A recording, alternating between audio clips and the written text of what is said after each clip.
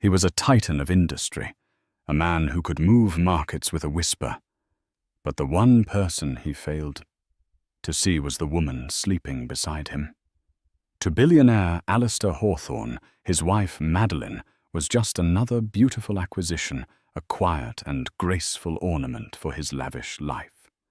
He ignored her ideas, dismissed her passions, and paraded his indiscretions in front of her confident. She was too timid to ever challenge him. But he never thought to ask about the secrets she kept locked behind her gentle smile.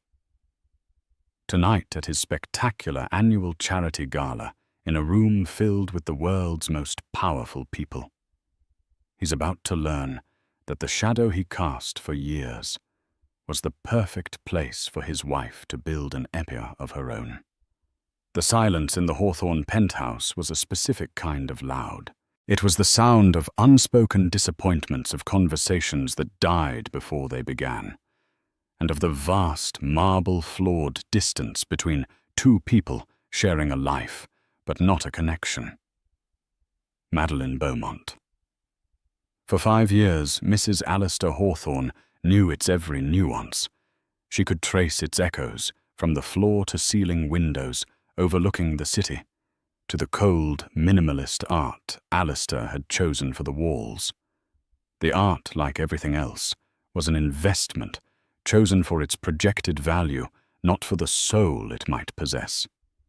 Madeline was, in many ways, just another piece in his collection. He had pursued her with the same relentless focus he applied to a corporate acquisition. She was an art history graduate working at a small, respected gallery.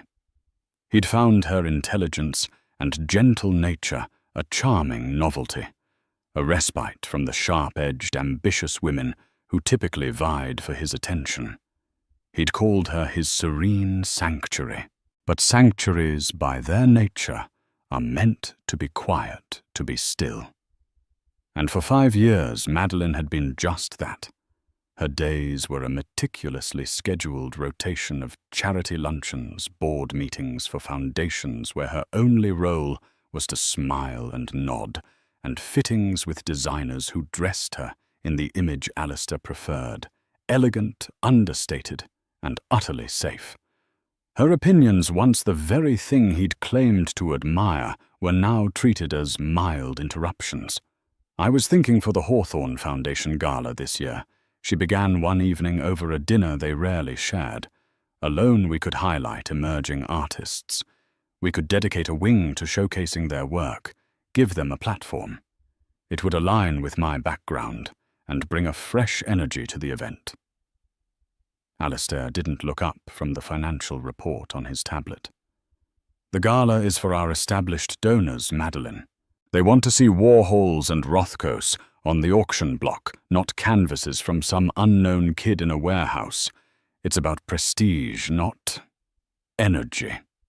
He waved a dismissive hand, the gesture so casual it was almost crueler than a direct insult. He wasn't arguing. He was correcting a child's naive suggestion. The conversation, as it always did, evaporated. His neglect wasn't always passive. It had a sharper, more public edge in the form of Bianca Valenti. A sleek, raven-haired socialite with a viper's smile, Bianca was everything Madeline was not: loud, ostentatious, and unapologetically transactional. She was the vice president of marketing at Hawthorne Industries, a position Alistair had created for her. It was a poorly kept secret that their professional relationship extended far beyond the boardroom. Alistair would laugh at Bianca's cutting jokes at dinner parties, jokes often subtly aimed at Madeline's quaint interests. He'd place his hand on the small of Bianca's back, a gesture of casual ownership that sent a ripple of knowing glances through their social circle. He did it all under the guise of professional familiarity, but everyone saw it for what it was: a humiliation. Madeline endured it with a quiet grace that was frequently mistaken for weakness. She would offer a tight, polite smile, her posture perfect, her composure a shield. But behind her calm blue eyes, A ledger was being kept. Every dismissive word, every condescending glance, every moment she was made to feel like a ghost in her own life was recorded in meticulous detail. The upcoming Hawthorne Foundation. Gala was the pinnacle of their social calendar, and this year the tension was thicker than ever. It was the one night Alistair needed her to play the part of the perfect adoring wife flawlessly. The event was securing a massive merger, and image was everything. "Darling," he'd said, finally looking at her a week before the event, his eyes scanning her as if assessing a stock price. "Make sure you wear the sapphire necklace. It projects stability." He wasn't asking her to look beautiful for him or for them. He was instructing her on how to be a better asset. That afternoon, Madeline was in her private study, a small sunlit room Alistair rarely entered. It was the only space that felt truly hers, filled with books on art history, and more recently, economics and corporate law. She was on a secure video call. Her expression transformed. The soft, placid mask she wore in public was gone, replaced by a look of sharp, focused intelligence. On the screen was a kind-faced older man in a conservative suit. "The final block of shares was acquired this morning." "Mrs. Hawthorne," Mr. Peterson said, his voice calm and steady. "The portfolio is diversified, and the holding company is completely insulated as of 8:15 a.m. You are officially the majority stakeholder." Madeline felt a tremor, not of fear, but of power run through her. "And there is no paper trail leading back to me." "None whatsoever," he confirmed. "The Orion Investment Group is as anonymous as a ghost.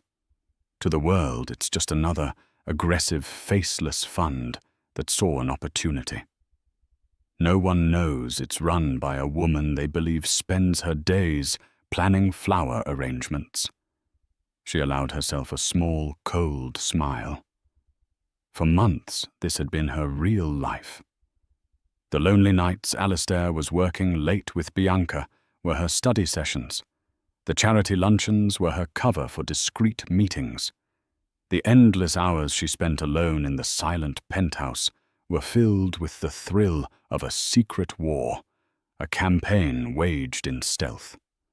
Alistair thought she was a piece in his collection. He was about to find out she was the collector. And she was coming for the one thing he valued more than anything in the world, his unshakable control. The gala was in 3 days. The stage was set. The catalyst, the single moment that fractured Madeline's quiet endurance and set her on a new path, hadn't been a grand cinematic betrayal. It was a small, slicing remark, delivered with casual cruelty, that finally broke the spell of her passivity. It happened 2 months before her secret acquisitions began. Alistair was hosting an intimate dinner for a potential business partner, a gruff old-money industrialist named Robert Vance. Madeline had carefully planned the menu, overseen the decor, and researched Vance's interests, hoping to contribute to the conversation in a meaningful way. Throughout the evening, Alistair steered the conversation exclusively to finance mergers and market projections fields, in which Madeline was presumed to be an illiterate bystander. When Vance, trying to be polite, turned to her and asked about her work at the art gallery. Before her marriage, Madeline's face lit up. "I was a curator for contemporary sculpture," she began, her voice filled with a warmth that had been absent for years. "My focus was on postmodernist artists who work with reclaimed materials. There's a fascinating movement that explores the intersection of sustainability and—" Alistair cut her off with a booming, indulgent laugh. "Madeline, please. Don't bore Robert with your little hobbies." He turned to Vance, a conspiratorial smirk on his face. "She has a good heart, but her passions are—" quaint. I married her for her taste, not her portfolio analysis. The table fell silent. The air crackled with Madeline's humiliation. It wasn't just that he had dismissed her. He had framed her life's passion as a trivial, childish pastime in front of a stranger. He had reduced her entire identity to that of a decorative object he had acquired. In that moment, watching him laugh with Vance, she saw her marriage for what it truly was. A gilded cage where the bars were made of his condescension. She excused herself from the table with practiced poise, her back straight, her head held high. But once in the solitude of her study, the facade crumbled. The quiet sadness she had lived with for years curdled into a cold, hard knot of anger. It wasn't just about Alistair and Bianca anymore. It was about the slow, systematic erasure of her own self. The next day, she began to dig.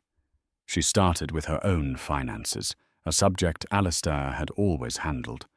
He'd set up a generous allowance for her, an amount designed to keep her comfortable and incurious. But Madeline wasn't interested in the allowance. She was looking for something else, a loose thread from her past. She found it in a dusty box of documents from her grandmother's estate. Her grandmother, a woman Alistair had dismissed as a simple schoolteacher, had been a quiet, shrewd investor her whole life. Tucked away in a forgotten trust, untouched and accumulating value for over a decade, was an inheritance. It wasn't billionaire wealth, but it was substantial, far more than Alistair could ever imagine a simple schoolteacher possessing. It was a secret nest egg left to her, with a handwritten note. For a day when you decide to build a world of your own. That day had arrived. Her grandmother's lawyer had long since retired, but his firm was still active. With trembling hands, Madeline made a call and was referred to the firm's most discreet senior wealth manager, a man named Arthur Peterson. When they met in a quiet, anonymous office downtown, Mr. Peterson was exactly what she had hoped for. Old school, impeccably professional, and with eyes that seemed to understand everything without her having to say a word. He reviewed the portfolio her grandmother had left her. "Your grandmother was a very wise woman, Mrs. Hawthorne," he said, looking at her over his spectacles. She invested in foundational tech and biotech long before they were fashionable. This portfolio is not just solid, it's a launch pad. Madeline took a deep breath. "Mr. Peterson, I am not looking to fund a shopping habit or a new charity. I'm looking to make a strategic acquisition. I want to build something, but it must be done in absolute secrecy. My husband cannot know. No one can." Mr. Peterson didn't flinch. He simply nodded, a glimmer of respect in his eyes. He had seen enough of the world of powerful men and their often overlooked wives to grasp the situation immediately. "Secrecy is a service we provide. Mrs. Hawthorne, tell me, what is the target?" This was the moment. This was where the vague sense of rebellion solidified into a concrete plan. She thought about Alistair's world, his obsessions, his vulnerabilities. His latest fixation was the hostile takeover of a mid-sized, innovative green energy company, Helios Innovations. Alistair wanted to acquire it, strip its valuable patents for his own tech division, and shutter the rest.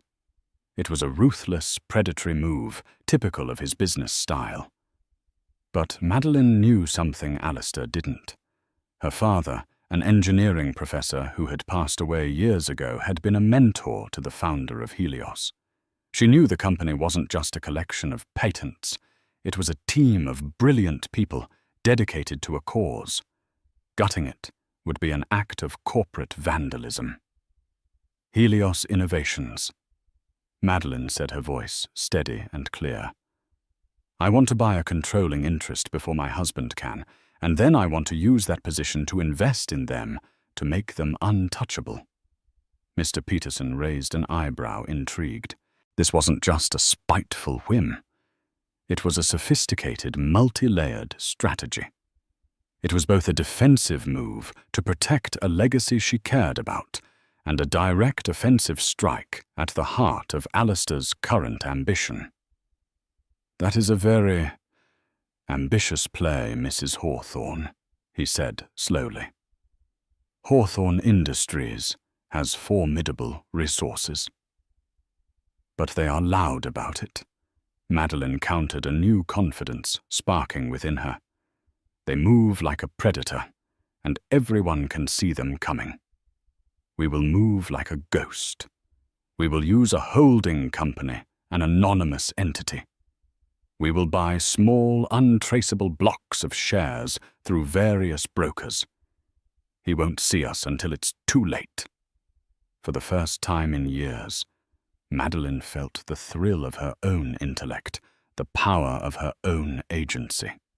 She was no longer a quaint hobbyist. She was a strategist. The seed of rebellion had taken root, and it was growing into an oak tree of formidable strength, right in the shadow of the man who thought her nothing more than a delicate flower. For the next 6 months, Madeline Hawthorne lived a meticulously crafted double life. To Alistair and their glittering social circle, she remained the serene, almost invisible wife. She attended her luncheons, smiled placidly at board meetings, and nodded along as Alistair pontificated about his business triumphs. Her placid exterior was the perfect camouflage. No one looks for a shark in a koi pond. But the moment she was alone in her study, the transformation was absolute. The room became her war room. The art history books were joined by texts on securities law, market analysis, and corporate governance. Her laptop, once used for emailing caterers, now glowed with encrypted messaging apps and real-time stock tickers. Her partnership with Mr. Peterson was a masterclass in discretion. They never met in person again. Their communication was a complex dance of burner phones, secure video conferences, and messages passed through a trusted courier who believed he was delivering rare art auction catalogues. Mr. Peterson, energized by a challenge he hadn't experienced in years, became her tutor and field marshal. Alistair's strategy is a frontal assault, he explained during one of their late-night calls as Madeline sat in her silk dressing gown studying spreadsheets. He's driving down the stock price, with negative press likely leaked by his own people to make the acquisition cheaper. He thinks he's the only player at the table. "Then we won't sit at the table," Madeline replied, her voice low and steady. "We'll buy the chairs from under him." Her plan was brilliant in its subtlety. Through the Shell Corporation, they'd created the Orion Investment Group they began to buy. They didn't purchase large, attention-grabbing blocks of Helios stock. Instead, they executed hundreds of small purchases through a dozen different brokerage firms, always staying just below the percentage that would trigger a mandatory SEC disclosure. It was a death by 1,000 cuts. Madeline learned to read the market's rhythms to anticipate Alistair's moves. She discovered she had a natural, intuitive grasp of strategy, a skill honed by years of navigating the complex and treacherous social politics of Alistair's world. She knew how to be patient, how to wait for the perfect moment to strike. One afternoon, Bianca sauntered into the penthouse, ostensibly to drop off some files for Alistair.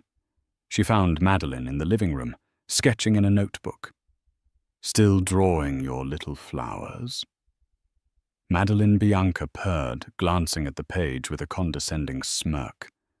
"How lovely. Alistair is closing the biggest deal of his career, and you're doodling." Madeline looked up, her expression unreadable. The drawing wasn't of flowers. It was a complex flow chart, a map of shell corporations and holding patterns disguised with petals and leaves. "Everyone needs a creative outlet, Bianca," she said softly. The ignorance of her rivals was her greatest weapon. They saw a quiet, artistic woman and couldn't imagine the mind of a predator lurking beneath. The stress was immense, but it was a different kind of stress from the soul-crushing weight of her marriage. This was the sharp, exhilarating stress of high stakes of purpose. Some nights she would barely sleep, her mind racing with numbers and strategies. She would watch Alistair sleeping beside her, this powerful man, so completely oblivious to the storm she was gathering around him, and feel a cold, clear sense of purpose. He had underestimated her. It would be his undoing. The final piece of her plan was about Helios itself. Using an alias, she opened a back channel of communication with Helios's CEO, a brilliant but beleaguered scientist named Dr. Aris Thorne. She introduced herself as a representative of a private investment group that believed in his vision and wanted to help him fight off the hostile takeover. "Hawthorne doesn't want your technology," she wrote in an encrypted email. "He wants your patents. He will gut your research department and fire your team. We want to fund it. We want to see you grow." Thorne, initially skeptical, was desperate. He saw a lifeline. Madeline, through Orion, provided him with enough capital to shore up his company's immediate finances, a move that slightly boosted the stock price and made Alistair's acquisition efforts more expensive and frustrating. Alistair, furious at this mysterious interference, simply doubled down on his aggressive tactics, making him even more predictable. He was playing checkers, convinced he was a king. Madeline was playing chess, and she was already 3 moves from checkmate. A week before the gala, Mr. Peterson confirmed the final transaction. "It's done, Mrs. Hawthorne. Orion Investment Group now controls 52% of Helios Innovations. You are the silent majority owner. The company is yours." Madeline closed her eyes, letting the reality of her victory wash over her. She had done it. She had secretly moved millions of dollars, outmaneuvered one of the most ruthless billionaires in the country, and saved a company she believed in. Now only the final act remained. It was time to step out of the shadows. She opened her closet, pushing past the muted, elegant dresses Alistair preferred. In the very back, preserved in a garment bag, was a dress she had bought herself years ago but had never dared to wear. It was a bold, stunning creation of deep crimson silk that shimmered like liquid fire. It was not the dress of a serene sanctuary. It was the dress of a queen. The day of the Hawthorne Foundation gala arrived with a palpable sense of electricity. For Alistair, it was the culmination of months of work, the night he would unofficially celebrate his impending conquest of Helios Innovations in front of the world that mattered. For Madeline, it was the day the world would be redrawn. The penthouse was a flurry of activity. Stylists, caterers, and assistants buzzed in and out, their movements orchestrated by Alistair's imperious commands. He stood in the center of it all, a king surveying his court, barking orders into his phone. He was so consumed by the evening's performance that he barely registered his wife's presence. Madeline moved through the chaos with a preternatural calm. She approved the final floral arrangements, confirmed the seating chart, and handled a last-minute crisis with the orchestra, all with the quiet efficiency he had long taken for granted. This was her role, the silent, competent manager of his domestic and social life. Tonight, she would play it to perfection one last time. An hour before they were due to leave, Alistair strode into their master suite. Madeline was sitting at her vanity, her hair already styled in an elegant but severe chignon. He was already in his tuxedo, looking sharp, powerful, and utterly self-absorbed. "Is everything handled?" he asked, not as a question, but as a demand for confirmation. He adjusted his cufflinks in the mirror, his eyes on his own reflection. "Everything is in order," Madeline replied, her voice even. He finally glanced at her, or rather at the space she occupied. "Good. Don't forget the sapphires. We need to project an image of unbreakable strength tonight. This merger is as good as done, but appearances are crucial." He saw the sapphire box on her vanity and nodded in satisfaction. He didn't notice the empty space beside it, where the crimson dress she planned to wear should have been hanging. He didn't notice the new steely resolve in her eyes. He didn't see her at all. He only saw a component of his grand design. "I have to get to the venue early," he announced, checking his watch. "Need to glad hand some board members before the chaos begins. The driver will be back for you in 30 minutes. Don't be late." He leaned down, not for a kiss, but to give her a dry, perfunctory peck on the cheek. It felt like a corporate seal of approval. "Break a leg, darling," he murmured, the irony lost on him. Then he was gone, his brisk footsteps echoing down the marble hallway, leaving behind the familiar ringing silence. The moment the door clicked shut, Madeline's entire demeanor shifted.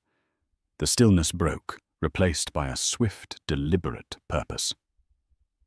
She walked to her closet and took out the crimson dress. It was a statement piece, a work of art designed to be seen, not overlooked. It was a declaration. As she stepped into the silk, she felt as if she were shedding a skin she had worn for 5 long years. The demure, understated Mrs. Hawthorne was disappearing, and the real Madeline Beaumont was re-emerging stronger, sharper, and forged in the fires of her husband's neglect. She bypassed the sapphire necklace, the symbol of the stability he wanted to project. Instead, she chose a single, stunning piece of jewelry. Her grandmother had left her a diamond necklace designed like a serpent, its eyes tiny emeralds. It was bold, a little dangerous, and entirely her own. When she looked in the mirror, the woman staring back was a stranger, but a welcome one. The severe chignon was gone.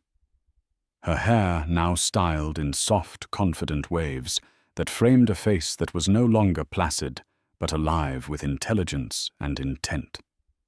The crimson dress hugged her form, a stark contrast to the muted greys and navies that had become her uniform. This was not the woman Alistair expected to walk into his party. This was not the asset he had instructed to wear sapphires. Her phone buzzed.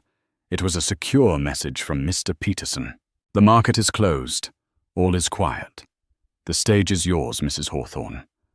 Or should I say, Ms. Beaumont." She smiled. The name felt right. Madeline Beaumont was back. The driver Alistair had sent was waiting downstairs. As she descended in the private elevator, the mirrored walls reflected a queen in red. The nervousness she had expected to feel was absent, replaced by a full, thrilling certainty. Alistair had told her not to be late, but Madeline had no intention of arriving on his schedule. A queen is never late. Everyone else is simply early. She instructed the driver to take a scenic route along the river, a deliberate delay. Her entrance had to be perfectly timed. She wouldn't arrive in Alistair's shadow. She would arrive when the party was in full swing, when all eyes were on her husband, the master of the universe.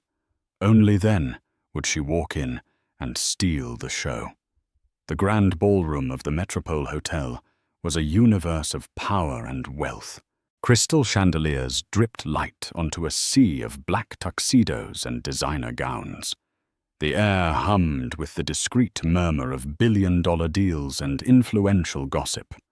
At the center of this universe stood Alistair Hawthorne, radiating success.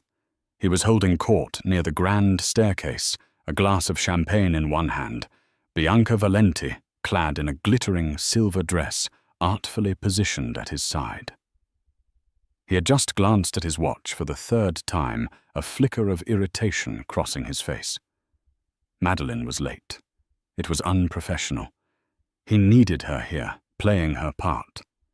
And then a hush fell over the entrance of the ballroom. It started as a ripple, a few heads turning, and quickly grew into a wave of stunned silence that washed across the entire room. The conversations faltered. The music seemed to fade into the background. Standing at the top of the grand staircase, bathed in the warm glow of the spotlights, was a woman in a breathtaking crimson gown. For a moment, no one recognized her. This woman was a vision of power and confidence. Her head was held high, her gaze sweeping across the room with an unnerving self-possession. The serpent necklace at her throat caught the light, its emerald eyes seeming to glitter with a life of their own. It was Madeline. Alistair froze the champagne glass, momentarily forgotten in his hand. He stared, his mind struggling to reconcile the demure, quiet woman he had left at home with the spectacular creature commanding the attention of every person in the room. It was as if she had been recast in a different role without his permission. The dress, the hair, the look in her eyes, it was all wrong. It was all a defiant, glorious rebellion. Bianca's perfectly curated smile tightened her eyes, narrowing with instant venomous jealousy. This was not the woman she had so easily dismissed for years. This was a rival. As Madeline descended the staircase, the silence broke into a flurry of whispers. "Is that Madeline Hawthorne? I've never seen her look like that. My God, what is she wearing?" The whispers were not of mockery, but of awe and confusion. She moved not with the timid deference Alistair expected, but with a fluid, deliberate grace. She didn't make her way toward her husband. Instead, she veered to the side, where a small group of the most powerful people in the room were gathered. Robert Vance, the industrialist Alistair had been so keen to impress, a tech mogul named Kenji Tanaka, and the formidable head of the National Banking Commission. Alistair watched his confusion turning to anger as they greeted her not with the polite condescension usually reserved for corporate wives, but with genuine warmth and respect. Tanaka leaned in to kiss her cheek. Vance, the man before whom Alistair had humiliated her, actually bowed his head slightly. "Madeline, you look magnificent," Vance said, his voice booming with admiration. "Aris Thorne speaks very highly of you." Madeline gave him a radiant smile. "Aris is a visionary. It's a privilege to be his partner." The words, spoken just loudly enough to be overheard by those nearby, sent another shockwave through the crowd. Partner Alistair started to move toward her, his face a thunderous mask, but he was intercepted by a senator. He was trapped, forced to smile and shake hands while watching his wife, his quiet, decorative wife, hold court with the very people he spent his life trying to impress. She was talking business. She was laughing. She looked more alive than he had ever seen her. Madeline could feel Alistair's gaze burning into her back, but she ignored it. For the first time, she was not an extension of him. She was the center of her own gravity, and she was pulling the most important people in the room into her orbit. She was no longer a ghost in his machine.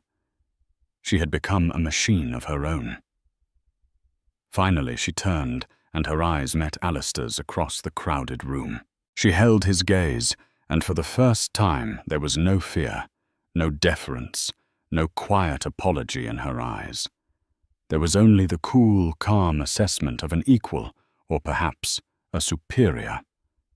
She gave him a small, enigmatic smile that didn't reach her eyes. A smile that said, "You have no idea what's coming." Then she turned back to her conversation, dismissing him as easily as he had dismissed her for 5 years. The grand entrance was over. It had been a stunning success, but it was only the overture. The main performance was yet to come. The highlight of the Hawthorne Foundation Gala was the live auction, a spectacle of performative philanthropy, where Alistair would take the stage to rally donations and, more importantly, cement his status as the industry's benevolent king. Tonight he took the microphone with an extra dose of swagger, a desperate attempt to reclaim the spotlight his wife had so unexpectedly stolen. He was charming, witty, and powerful. He spoke of legacy, of ambition, of the future his company was building. He was in his element, the master of his universe, and the room was once again under his spell. Madeline watched from a table near the front, her expression perfectly composed. She sat not with the other corporate wives, but between Kenji Tanaka and Robert Vance, a clear statement of her new allegiance. And now Alistair announced, his voice booming, "We come to our final, most exciting announcement of the evening. As many of you know, Hawthorne Industries is dedicated to progress, and as part of that commitment, we are in the final stages of acquiring Helios Innovations, a company with remarkable potential that we intend to fully integrate into our tech division to create unparalleled synergy." A polite, knowing applause rippled through the room. It was the public declaration of his victory. He was putting a flag in the ground. He looked directly at Madeline, a triumphant, challenging glint in his eye, as if to say, "This is my world. This is real power." He then motioned to the gala's host, a well-known journalist. "And to speak more on the future of innovation, I'd like to invite our host back to the stage." The journalist smiled warmly. "Thank you, Alistair. Truly a remarkable vision." He paused, looking down at a card in his hand, with a slightly puzzled expression. "Ladies and gentlemen, I have just been handed an update that appears to be a significant development in that very story. It seems there is another major player in the Helios Innovations deal." A confused murmur spread through the ballroom. Alistair's confident smile faltered. This was not on the program.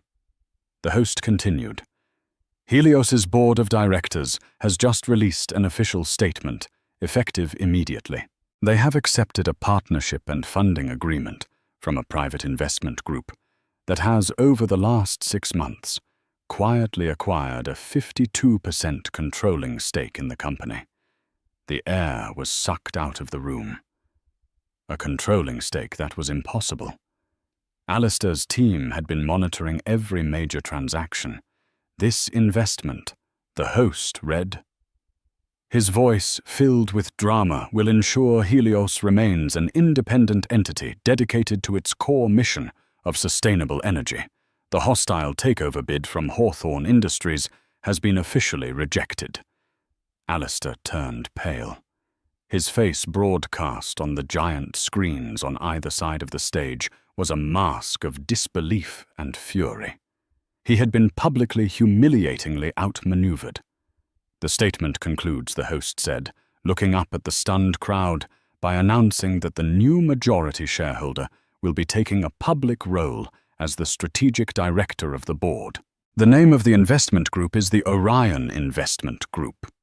He paused for effect. And its principal owner and director is here with us tonight.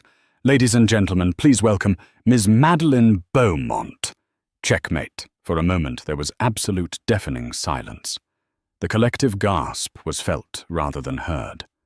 Alistair looked as if he had been struck by lightning, his eyes locking on his wife. Madeline Beaumont. Not Hawthorne. Beaumont. With unhurried grace, Madeline stood up. The crimson of her dress seemed to burn in the spotlights. She gave a small, polite nod to Tanaka and Vance and walked toward the stage. Her heels clicked on the polished floor, each step a hammer blow to Alistair's ego. She took the microphone from the stunned host. She looked out at the sea of shocked faces, her gaze calm and commanding. And then she looked directly at her husband, who was still standing frozen on the stage just a few feet away. "Thank you," she said, her voice clear and steady, amplified throughout the silent hall. "I have always believed that true progress is not about consumption, but about creation. It's not about acquiring and dismantling, but about building and nurturing. Helios Innovations represents a future, I believe, in a legacy of sustainable technology that my late father, a brilliant engineer himself, would have been proud of. My investment group and I are committed to providing Dr. Thorne and his team with everything they need to change the world." She didn't raise her voice. She didn't need to. Every word was delivered with the precise, devastating force of a wrecking ball. She had not only beaten him, but she had also claimed the moral high ground, tying her victory to her family's legacy and a noble cause. She had exposed his predatory tactics as a thing of the past. "Thank you all for being here tonight to celebrate the future," she concluded. She gave a final dazzling smile to the audience, turned, and walked off the stage, leaving her husband standing alone in the ruins of his triumph, utterly and completely defeated in front of everyone he had ever wanted to impress. The ride back to the penthouse was a study in suffocating silence. Alistair sat rigid on one side of the limousine, his face a granite mask of fury. Madeline sat opposite him, serene and composed, watching the city lights blur past as if it were just another evening. The air between them was thick with unspoken accusations and shattered pride. The moment the penthouse door closed behind them, the fragile truce of silence shattered. "What have you done?" Alistair's voice was a low, dangerous snarl. He tore off his bow tie, his movements jerky with rage. "What in God's name was that?" Madeline calmly slipped off her heels, placing them neatly by the door. She turned to face him, her expression unyielding. "I believe the announcement was quite clear. I saved a company from a predator." "Saved it," he roared, taking a step toward her. "You humiliated me. You went behind my back, conspired against me, and made me a laughingstock in my own ballroom, on my own stage." "Your stage," Madeline countered, her voice dangerously soft. "Was that the same stage where you planned to announce the destruction of a company my father believed in? Or was it the one you shared with your mistress, while your wife was expected to applaud from the audience? You seem to be confused about who owns what, Alistair." The mention of Bianca and her father struck him silent for a second, his rage momentarily short-circuited by the directness of her attack. He had never heard her speak this way. The deference was gone, replaced by a blade of cold steel. "Where did you get the money?" he demanded, his mind racing, trying to piece together the impossible. "I control our finances. You couldn't buy a new car without me knowing about it." "That's where you're wrong," she said, walking toward the windows overlooking the city. "You controlled your finances. You never once bothered to ask about mine. You saw a schoolteacher's daughter and assumed she came with nothing. You never thought to look deeper."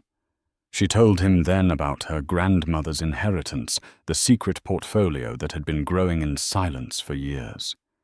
She explained how every time he had dismissed her, ignored her, or humiliated her, it had fueled her resolve. "You saw a hobbyist," she said, her voice laced with the ice of 5 years of repressed anger. "You saw a decorative, quaint little wife. You never ever saw me. You were so blinded by your own arrogance, you couldn't see the person sleeping next to you. That was your biggest mistake." Alistair stared at her. the pieces finally clicking into place. The late nights she was reading the art catalogues that were delivered her sudden interest in the financial news. It had all been happening right under his nose. The sheer scale of her deception, her strategic brilliance, was both terrifying and, on some deep, unrecognized level, astounding. His fury began to curdle into a different, more complex emotion, a grudging, horrified respect. He had been beaten not by a corporate rival, but by his wife, the woman he thought he owned. So this was all for revenge? He asked, his voice quieter now. To destroy me for sleeping with Bianca Madeline let out a short, sharp laugh, devoid of any humor. Oh, Alistair, you still think the world revolves around you. Bianca was a symptom, not the disease. Your affairs were just another example of your profound disrespect. This wasn't about revenge. Revenge is a fleeting emotional act. This was a strategic realignment. You were a bad investment, so I divested. She turned to face him fully, her eyes clear and resolute. I have no interest in destroying you, but I will not stand by and watch you destroy good people and good ideas for profit. Helios Innovations is now under my protection. You will not touch it. You will issue a public statement tomorrow morning withdrawing your bid and wishing the new leadership well. It wasn't a request. It was an order. The power dynamic in the room, in their entire world, had irrevocably shifted. He was a billionaire, a titan, but she held a controlling interest in the one thing he wanted most, and she had just proven she was a far more cunning player than he was. And us, he finally asked the word, hanging awkwardly in the air. What about us? Madeline looked at him, and for the first time he saw a flicker of the woman he had married, a deep sadness in her eyes. There is no us, Alistair. There hasn't been for a very long time. You just built such a large gilded cage that it took me a while to find the door. She walked past him, heading toward the guest wing of the penthouse. I'll have my things moved out by the end of the week. My lawyers will be in touch with yours. I suggest you tell them to be cooperative. He was left standing alone in the vast, silent living room, surrounded by the cold, minimalist art that was supposed to represent his success. For the first time, he understood the true meaning of the word bankrupt. He hadn't just lost a deal. He had lost the one person who had been holding his world together in a way he had been too blind to ever appreciate. The ghost in his machine had become the master of it, and she had just turned it off. The days that followed the gala were a brutal education for Alistair Hawthorne. The story of his public defeat was the lead item in every financial journal and gossip column. The narrative was intoxicating: the invisible wife, the secret heiress, the brilliant corporate maneuver. Madeline Beaumont was instantly mythologized as a feminist icon, a strategic genius who had emerged from the shadows. Alistair, conversely, was painted as an arrogant fool, outsmarted by the one person he should have known best. His investors were spooked. His board of directors demanded emergency meetings. The illusion of his invincibility, the very foundation of his power, was shattered. Calls were not being returned. Deals that had been all but certain were suddenly put on hold. The world that had once bent to his will now viewed him with a new critical eye. Bianca Valenti was one of the first rats to leave the sinking ship. She saw that Alistair's social and professional currency had plummeted. Within a week, she had quietly resigned from Hawthorne Industries, releasing a statement about pursuing new opportunities. There was no loyalty in her world, only a ruthless calculation of power, and Alistair was no longer the winning bet. Her departure was a footnote in his cascade of losses, but it was a telling one. True to her word, Madeline moved out of the penthouse. She didn't flee in the night. She arranged for professional movers to come during broad daylight, a calm, orderly, and very public dismantling of their life together. She took only her personal belongings, her books, and a single painting from the collection, not one of the famous expensive ones, but a small, serene landscape she had always loved, one Alistair had deemed insignificant.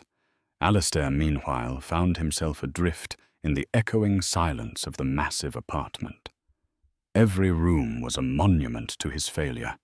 He would catch himself listening for her soft footsteps, for the gentle sound of her turning a page in her study. The silence he had once cultivated as a sign of his dominance now felt like a crushing, unbearable void. Stripped of the sycophants and the distractions, he was forced to confront the truth. He replayed the last 5 years in his mind, but this time he saw it through her eyes. He saw her attempts to connect her intelligent suggestions. He'd brushed aside her quiet dignity in the face of his blatant affairs, her profound loneliness. He had mistaken her grace for weakness, her silence for submission. He had not just ignored her. He had actively tried to diminish her to keep her small, so he could feel large. 2 weeks after the gala, humbled and desperate, he did something he hadn't done in years.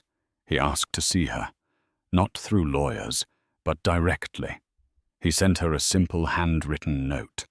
They met in a neutral location, a private room at the gallery where she had once worked. When she walked in, he was struck once again by her transformation. She was wearing a simple but impeccably tailored business dress.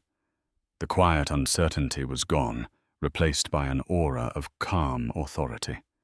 She was no longer Mrs. Hawthorne, the appendage. She was Madeline Beaumont, the principal. "Thank you for meeting me," he began, his voice strained. "Madeline, I am sorry." The apology hung in the air. It was genuine, born of a painful and profound self-realization. "I was a fool," he continued. "I was arrogant and cruel, and I didn't deserve you. I took your light and tried to hide it, because I was afraid it would outshine my own. I see that. Now." Madeline listened, her expression unreadable. She did not offer him the easy comfort of immediate forgiveness. "What do you want, Alistair?" she asked, her tone not unkind, but direct. "I want—" He hesitated. The honest answer was that he wanted her back. He wanted the life he had so carelessly thrown away. But he knew that was impossible. He had broken that beyond repair. So he offered the only thing he had left. "I want to propose a partnership." She raised an eyebrow. "Not a personal one," he clarified quickly. "A professional one. You were right about Helios. My approach was wrong. Your vision is better. You are a better strategist than I am. Hawthorne. Industries is taking a beating. We need a new direction, a new story. A joint venture between Hawthorne and a revitalized Helios. It would be powerful. We could do great things. Together." It was the ultimate concession.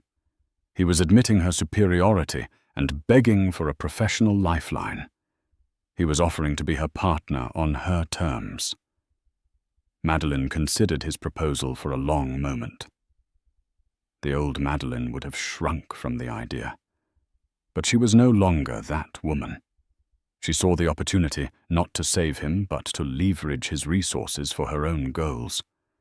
With the power of Hawthorne Industries behind Helios, the impact they could make would be magnified tenfold. "I will consider it," she said finally. "I will have my team draw up a preliminary proposal. But Madeline, be very clear on this. I will be the senior partner. The terms will be mine, and my lawyers will oversee every detail. There will be no room for the old ways." Alistair nodded, a wave of relief so profound it almost buckled him. It was more than he deserved. Whatever you say, the terms will be yours. He left the gallery that day, a different man, humbled, defeated, but with a flicker of hope. Not for a romantic reconciliation, but for a chance to build something new from the ashes of his arrogance, guided by the woman he had so foolishly underestimated. Madeline watched him go, feeling not triumph, but a quiet sense of closure. Her journey hadn't been about destroying him. It had been about finding herself.